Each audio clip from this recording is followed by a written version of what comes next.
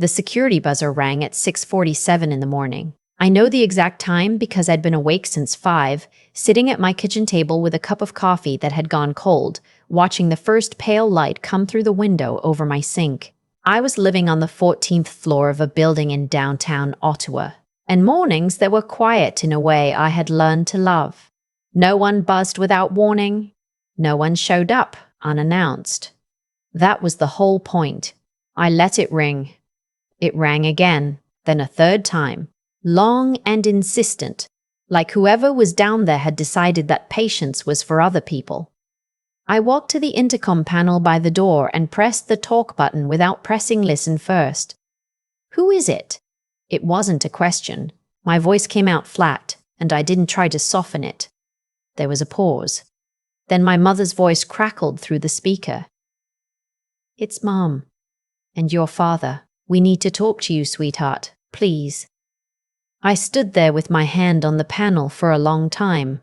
Long enough that my father's voice came through next, lower, more careful. "We wouldn't be here if it wasn't important." I pressed the button to speak.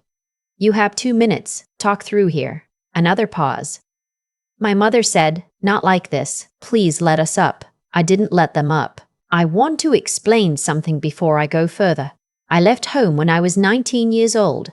I packed 2 bags, took the $340 in my savings account, and drove my dented 2003 Civic to Ottawa from a small town in eastern Ontario that I haven't been back to since. I left because of my brother.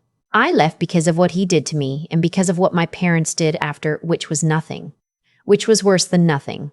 My brother is 4 years older than me. He was always the one who got away with things. Not in a charming way, not in a lovable rogue way.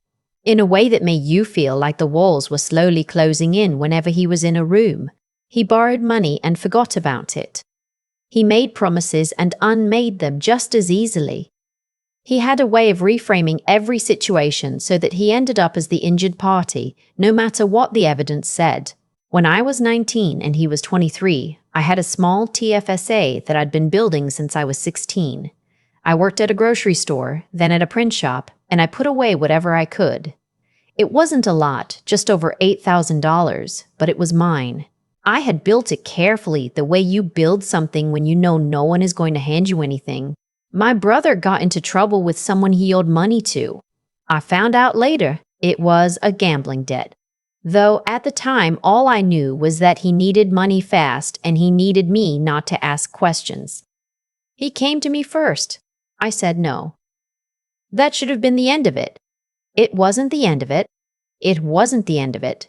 He had my CN number. He had my mother's old laptop with some of my login information saved, and he had the particular kind of confidence that comes from never having been told no by anyone who actually had the power to stop him. He didn't take all of it. He took $6,200 over the course of about 3 weeks in small withdrawals that he probably thought I wouldn't notice right away. I noticed. When I brought it to my parents, I expected shock. I expected anger at him, not at me. My mother sat at the kitchen table and listened, and then looked at my father and then looked at me and said, "Are you sure you didn't just spend it and forget?" My father said he was probably going to pay it back. That was it. That was the conversation. 2 sentences. I drove to Ottawa 11 days later with 2 bags and $340, and I did not look in the rearview mirror once on the way out of town. The years between then and the morning they buzzed my intercom were not nothing. I got my CPA designation. I spent 6 years working for a firm that handled corporate audits, and then moved to an internal audit role with a Crown corporation. I had an apartment that was mine. I had a cat named after a city I'd never been to. I had a small group of friends who knew me as the person I had built rather than the person I had been made. I did not have a relationship with my family. I had a silence that I had carefully maintained, the way you maintain a garden, by making deliberate decisions about what you let grow and what you pull out.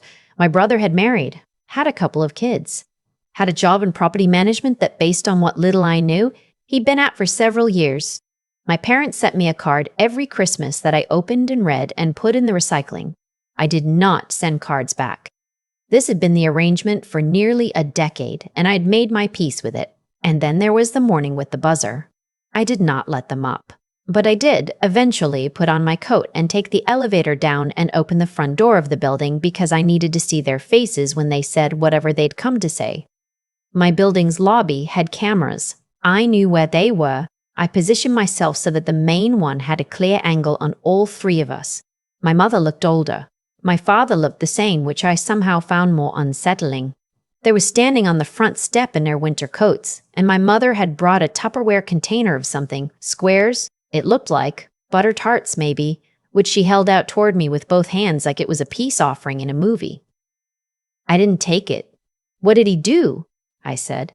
My father started to say something about how it was good to see me, and I held up one hand. What did he do? My mother's eyes filled. She said, "He's in trouble. Really serious trouble this time. When isn't he? This is different." She glanced at my father. "He's being investigated. His employer, there's money missing from one of the property trust accounts. A lot of money. And they think, how much?" She hesitated. "Around $119,000. I felt something drop through me. Not surprise exactly. More like the specific feeling of a prediction being confirmed that you had hoped wouldn't be. "He didn't do it," my father said. He had the particular tone he used when he was saying something he'd rehearsed, something he'd decided to believe, rather than something he actually knew. Someone else had access to those accounts. The problem is, he was the manager on file. He needs someone to help him show that the transactions were authorized, that there was a proper process. I understood then. I understood before he finished the sentence.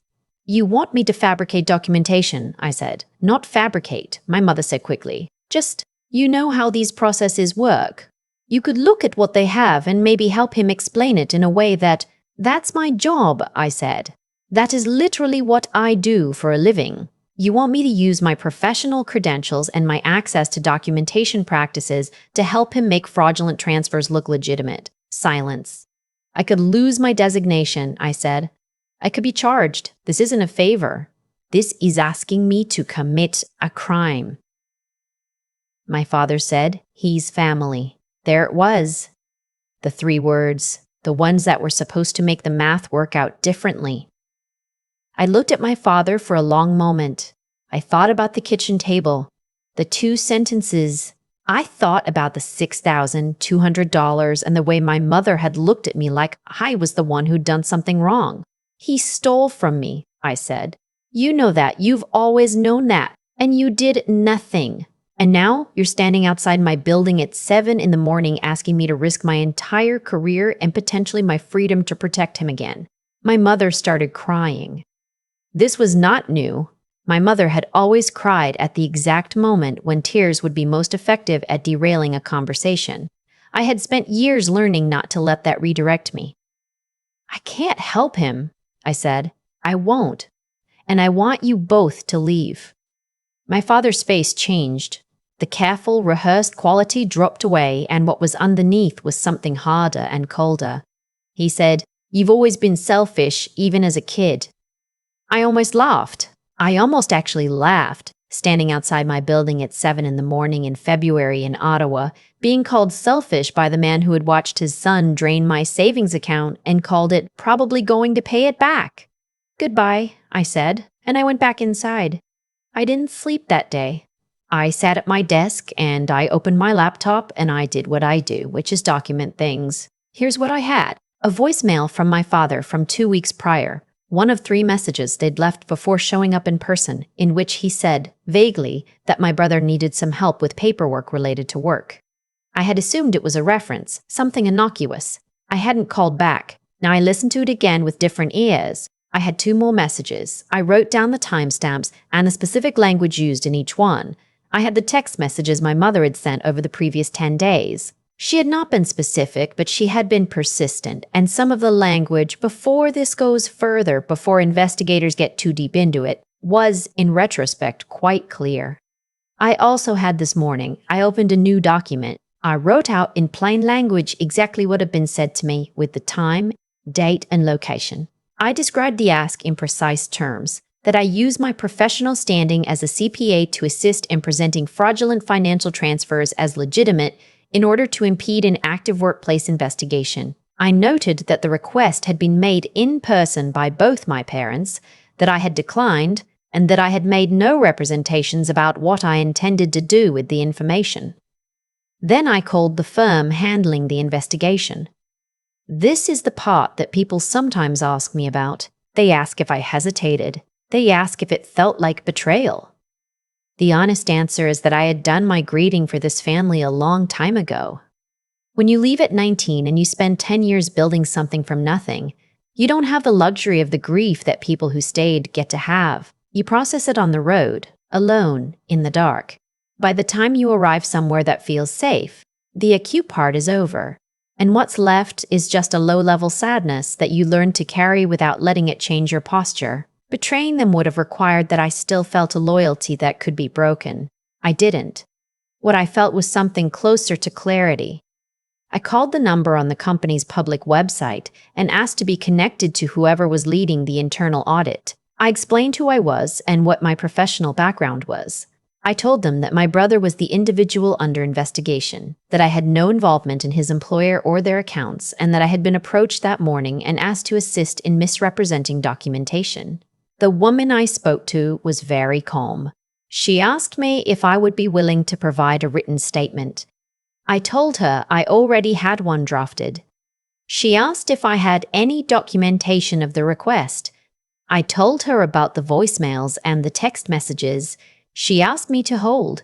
When she came back, she said that someone from their legal team would like to speak with me that afternoon. I said that was fine. I sent the drafted statement to my own personal email first. Then I forwarded it to the legal address they gave me. I kept a copy on my personal drive.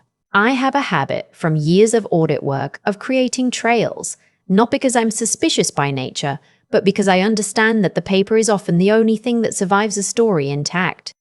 The conversation with their legal team lasted about 40 minutes. I answered their questions clearly and completely. I didn't speculate about what my brother had done or how he'd done it. I only told them what I knew, what I had been asked, when, by whom, what I had been asked, when, by whom, and in what terms. At the end of the call, the lawyer said, "I want to be clear. You understand that your brother may face additional scrutiny as a result of this conversation." "Yes," I said, "and you're comfortable with that." It wasn't a question, but I answered it anyway. He stole from me when I was 19. My parents covered for him. I left. I've spent 10 years building a life and a career that I'm proud of, and I am not going to let him take that from me too. Yes, I'm comfortable. There was a brief pause. Then, "Thank you for your time." After I hung up, I sat for a while in my apartment. My cat came and sat on the desk beside the laptop and looked at me with the mild, uncomplicated assessment that cats are so good at. Outside the window, Ottawa was going about its morning. A bus on the street below. A woman walking a dog in a yellow coat. My phone buzzed. A text from my mother. "Please call me. Please. He has children. Please think about what you're doing." I read it twice. I thought about the butter tarts she'd been holding on the front step, the ones I hadn't taken. I thought about the kitchen table and the 2 sentences and the specific silence of the drive out of town when I was 19 years old. I put the phone face down on the desk. The investigation concluded 3 months later. My brother was terminated and the company pursued civil recovery. There was a separate referral to the RCMP, though I was told not to expect a quick resolution. These things move slowly. My parents did not contact me directly again after my mother's text. My father sent one email 2 weeks after the investigation concluded that said only, "I hope you're happy." I did not respond. I'm not going to tell you I was happy. Happy isn't the right word. Here's what I'll tell you instead. The week after the investigation concluded, I went for a walk along the canal. It was early April. The ice was just starting to break up, and Ottawa had that particular smell of cold water and mud, and something green trying to start. I had my earphones in. I had nowhere to be until noon. I stopped at a bench and sat down, and I watched the ice shift and crack, and I felt, for the first time in a long time, like the weight I'd been carrying since I was 19 years old had changed shape. Not gone, just different. More manageable. I think about the moment in the lobby sometimes. Not with regret. I'm past regret, I think, but with something like wonder at how clearly I saw it in the moment. The Tupperware container. My mother's eyes. My father's face going flat and cold when the performance stopped working. I had been so afraid for so long that if I was ever in a room with them again, I would somehow become the person I was at 19.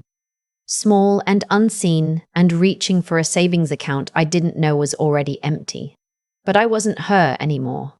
I opened my laptop, I documented the conversation with a timestamp, I called the number, and I let the facts speak. That's all I did. The facts speak for themselves the way facts do when you give them the space to. I don't know what happens to my brother from here. I don't know what kind of father he is to his kids. Whether he's changed in some ways I can't see. Whether somewhere in him there's a version of remorse I'll never witness. Those aren't my questions to answer anymore. I walked out of that story a long time ago, and I only came back long enough to close a door that had been left open, a draft that had been cooling the room for 10 years. My cat is asleep on the chair behind me. My coffee is hot.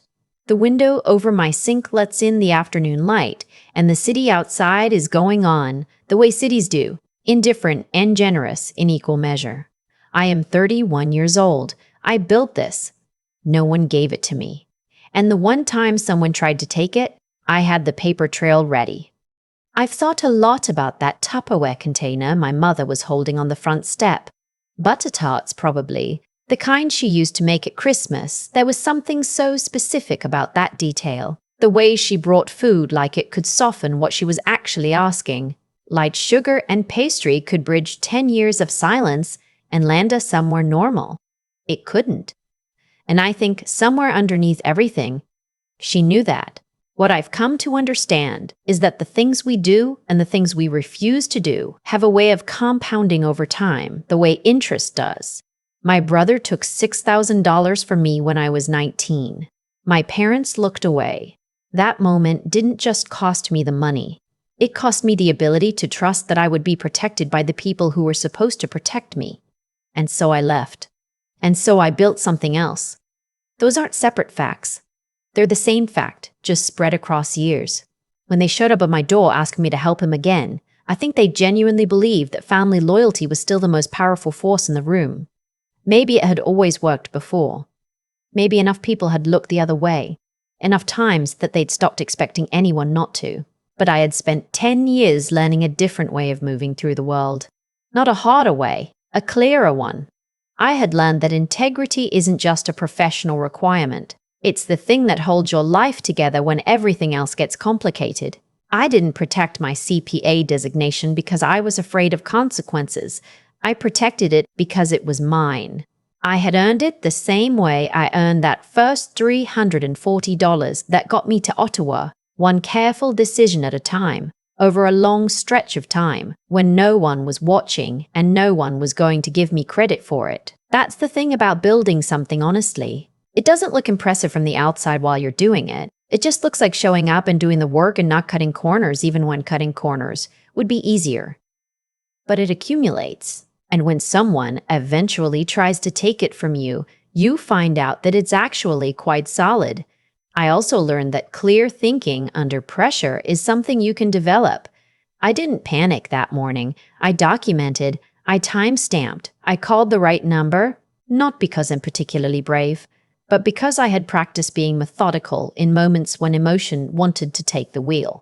That practice, of slowing down and asking what the facts actually say, is available to anyone. It just requires you to trust the facts more than you trust the story someone is telling you about the facts. And then there's the hardest part, the part I still sit with sometimes. It took a particular kind of strength to make that call, not the strength of not caring.